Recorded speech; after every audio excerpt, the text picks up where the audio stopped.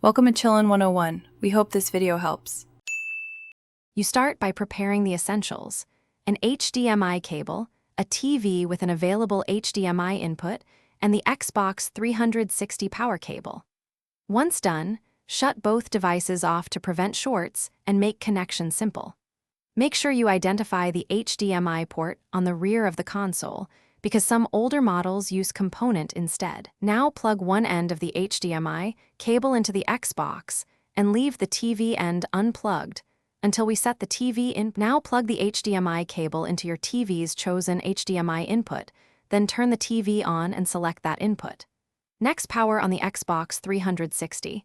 You should see the dashboard. If not, press Guide and open Settings. Navigate to System Settings, then Console Settings, and select Audio and Video.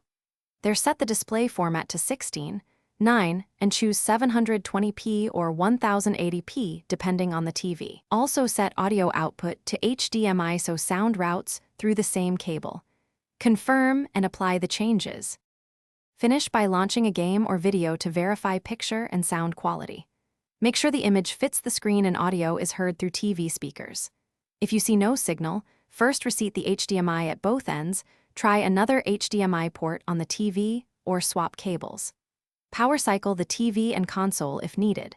If the console is stuck on a blank display, reset display settings by powering off, holding the X button while powering on. Then reconfigure resolution. This forces a safe video mode. Thanks for watching. Consider subscribing if we helped you.